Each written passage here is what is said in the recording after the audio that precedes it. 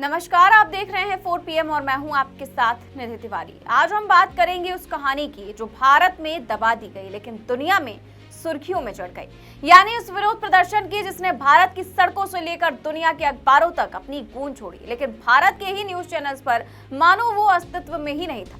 ये कहानी है लोकतंत्र, डर और उस मीडिया की जिसे हम गोदी मीडिया कहते हैं, जिसका निरंतर प्रयास रहता है कि अपने मोदी जी को तो भगवान के रूप में प्रेजेंट किया जाए और विपक्ष को राक्षसों की तरह।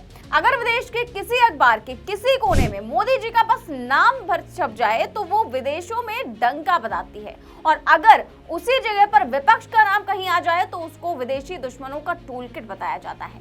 गोदी मीडिया कैसे काम करता है इसका एक उदाहरण कल भी देखने को मिला। कल दिल्ली में जो कुछ भी हुआ उसे किसी भी लोकतांत्रिक देश में हेडलाइन बनना चाहिए था। संसद से लेकर चुनाव आयोग तक सैकड़ों सांसदों, विपक्षी नेताओं और कार्यकर्ताओं ने पैदल मार्च निकाला। राहुल गांधी, प्रियंका गांधी, अखिलेश यादव, डीएमके, टीएमसी, वाम दल और हर बड़े विपक्षी दल के बड़े चेहरे मौजूद थे। ये सिर्फ एक विरोध नहीं था, ये इंडिया गठबंधन की ताकत का सार्वजनिक प्रदर्शन था। लेकिन जिस तरह ये विरोध प्रदर्शन जमीन पर जोरदार था, टीवी की स्क्रीन पर उतना ही अदृश्य था। आपको पता है कि देश के बड़े बड़े न्यूज चैनलों ने इसे किस तरह से दिखाया? कुछ ने तो दिखाया ही नहीं, और जिन्होंने दिखाया भी उन्होंने इसे ऐसे चलाया जैसे मौसम का अपडेट हो। आप ही सोचिए, लोकतंत्र में सत्ता पक्ष पर आरोप लगते हैं कि वो चुनाव प्रक्रिया में गड़बड़ी कर रहा है, विपक्षी सांसद सड़क पर हैं, पुलिस उन्हें डिटेन कर रही है और मीडिया कह रहा है कोई बड़ी बात नहीं है, ये तो विपक्ष का ड्रामा है। बताइए, गोदी मीडिया का ये रवैया एक बार का नहीं है, ना कि पहली बार का है।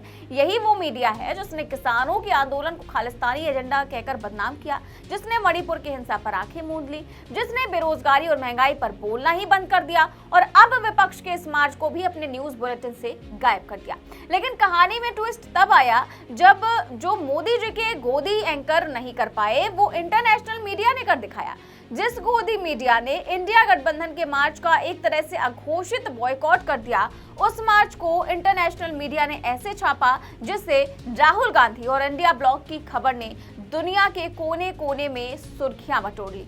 सबसे पहले बात करते हैं द न्यूयॉर्क टाइम्स की, अमेरिका का बेहद प्रतिष्ठित अखबार, जिसका एक लेख दुनिया के कई देशों में नीति बहस का हिस्सा बन जाता है। उसकी हेडलाइन थी hundreds of Indian lawmakers detained at protest claiming vote rigging. सीधे सीधे कहा गया कि भारत के सैकड़ों सांसद जो कानून बनाने के लिए चुने जाते हैं वो चुनाव में धांधली के आरोप पर विरोध कर रहे थे और पुलिस ने उन्हें हिरासत में ले लिया। ये लाइन ही अपने आप में भारत के लोकतांत्रिक स्वास्थ्य का एक्सरे है। अब बात करते हैं जर्मनी के स्टेट फंडेड DW न्यूज की। यहाँ पे हेडलाइन थी कि Rahul Gandhi among detainees in electoral protest. सोचिए, राहुल गांधी का नाम अंतर्राष्ट्रीय स्तर पर हेडलाइन में, और हमारे यहाँ टीवी चैनल में उन्हें ऐसे छुपा रहे हैं जैसे वो बैन कर दिए गए हों। वहीं ब्रिटेन का याहू UK, वही headline, Rahul Gandhi among detainees in electoral protest. साफ स्पष्ट, बिना इधर उधर की बातें। वहीं पर अल जजीरा की बात करें, जिसका प्रसारण जो है वो दोहा कतर से होता है, उसने लिखा कि India's opposition protest against electoral roll revision. यानी उन्होंने अंतर्राष्ट्रीय दर्शकों को साफ बताया कि यहाँ मुद्दा क्या है, विवादास्पद वोटर लिस्ट संशोधन, जिसे विपक्ष धोखाधड़ी का जरिया बता रहा है। वहीं अमेरिका का ABC न्यूज, ब्रिटेन का रॉयटर्स, यहाँ तक कि लॉस एंजलिस टाइम्स, सबने इस खबर को जगह दी। रॉयटर्स ने लिखा Rahul Gandhi among opposition leaders detain during protest against India electoral panel. अब सोचिए, जब रॉयटर्स जैसी एजेंसी जो दुनिया भर में खबरों का भरोसेमंद स्रोत मानी जाती है ये बात लिख रही है, तो इसका असर कितना बड़ा है? इसका असर भारत के भीतर तब तक सीमित नहीं होता जब तक यहाँ के नागरिक इसे देख न पाए, और यहीं पर गोदी मीडिया की भूमिका आती है। एक दीवार जो सत्ता के खिलाफ किसी भी संदेश को जनता तक पहुंचने से रोकती है। अब सवाल उठता है कि आखिर मोदी जी को डर किस बात का है? तो जवाब सीधा है, मोदी सरकार दो चीजों से सबसे ज्यादा डरती है,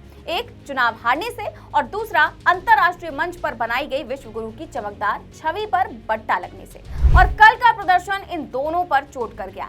इंडिया ब्लॉक का ये मार्च सिर्फ एक विरोध नहीं था, ये एक संकेत था कि विपक्ष अभी भी जिंदा है, संगठित है और सड़कों पर उतरने को तैयार है। और जब ये तस्वीरें BBC, रॉयटर्स, अल जजीरा जैसे मंचों पर पहुंची तो मोदी सरकार का वो carefully crafted global image management भी अचानक दरकने लगा।